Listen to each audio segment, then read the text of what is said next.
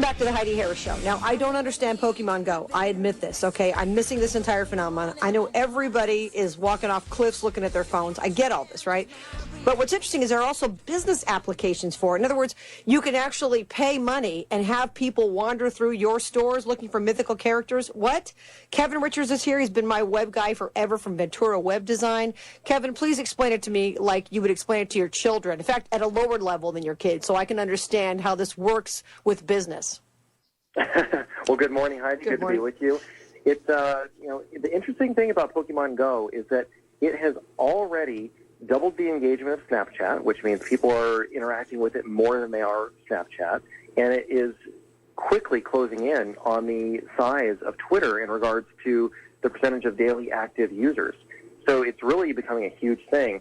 And as a marketing company, what you try to do is get ahead of the curve. You try to find the opportunities, and you try to go where the people are so that your clients, or if you're a small business, if you're doing your own marketing, so you can get people to come to your business. Now, in this case, there are so many people using this new app that you, as a business owner, want to get out there and get in front of them, because the other cute thing about getting in front of the marketing curve is the cost is really low.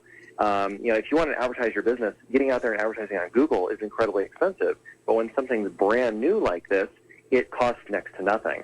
So what people are doing is they're hunting for Pokemon, and it's augmented reality, which means you use the camera on your app, and you're looking at the real world, but then the app throws in one of these little Pokemon into your real world.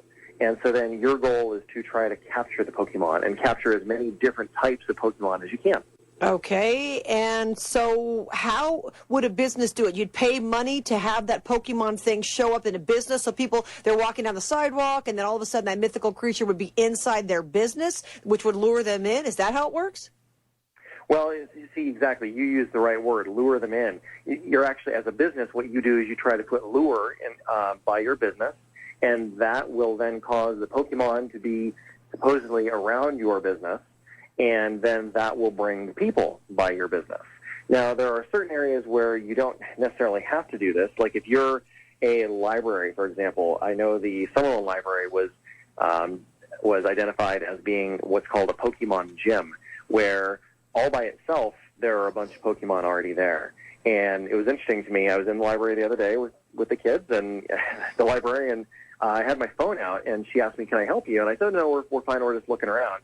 She actually said, "Oh, are you looking for Pokemon?" And I said, "No, we're actually looking for books for the kids." So it was funny. So yeah, you as a small business owner, you pay a little bit of money in your app, you place some lure, and then other people who are also playing that app will hopefully be attracted to your area. Wow, this is nuts. We're speaking with Kevin Richards from Ventura Web Design. I'm glad you're on top of all this. I'm totally confused. Now, how else do they make money with this Pokemon thing? Because it's a free app, right? So how else are people spending money with it?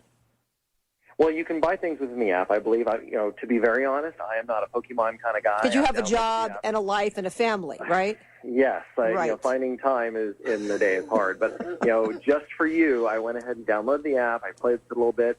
Shockingly enough, there was a Pokemon right there in my office, so I caught him. What? But as far as, so as far as, the app goes and making money goes, for businesses, it's all about getting butts in the seats, people through the door, that kind of thing.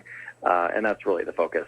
As far as the game, I believe Pokemon is owned by Nintendo, and I think that this company that actually owns Pokemon, I think the company that owns this app is somehow related to Google or was previously owned by Google, something like that.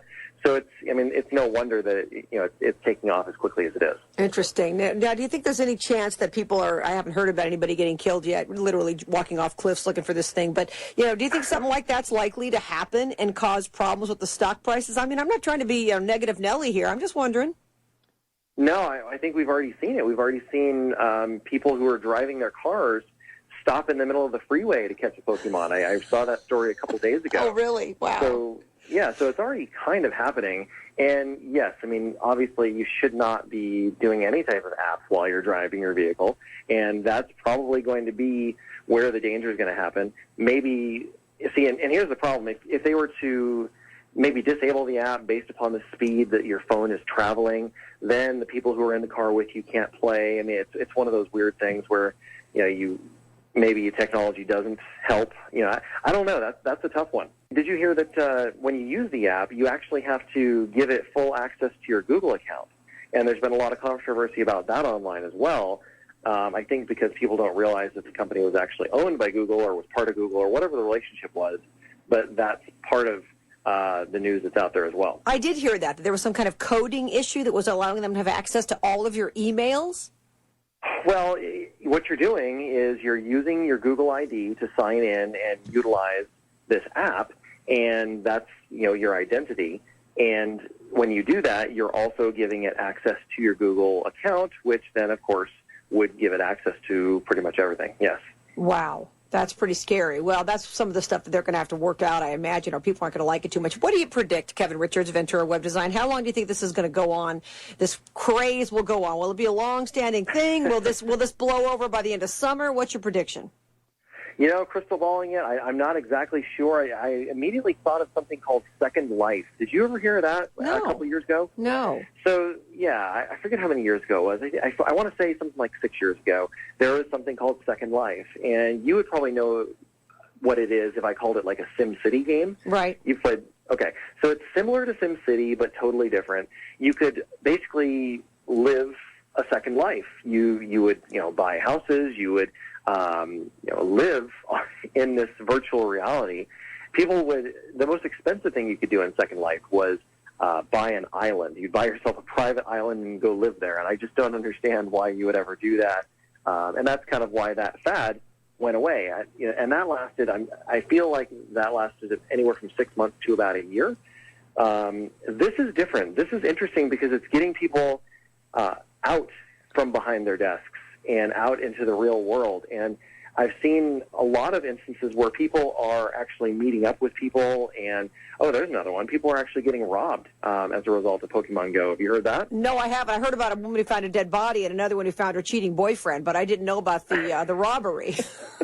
Well, I didn't hear about those two. See, I better listen to the Heidi Harris Show more often. But what's happening, I guess, is people are out hunting Pokemon, and people are dropping lure, like I talked about earlier. But instead of dropping lure at a business, no, they're dropping lure somewhere out in the middle of nowhere. Oh. And then instead of finding a Pokemon, you end up finding yourself getting robbed. Wow. So you've got to be judicious in your use of Pokemon Go and not necessarily chase every little monster that you see showing up on your phone. Is that what you're telling me? Oh, I think it's the funniest thing that we're even talking about this. I think it is, too. Hopefully it'll pass quickly because we've got real problems in this country. We've got people walking around like zombies staring into their phones, even worse than ever before. Kevin Richards, Ventura Web Design, thanks for the information. I'm still confused, but you've made it a lot clearer. Great to talk to you as always, and thanks for being my web guy for 100 years. Yes, ma'am. Thank you so much. Have a great day. Thank you, too.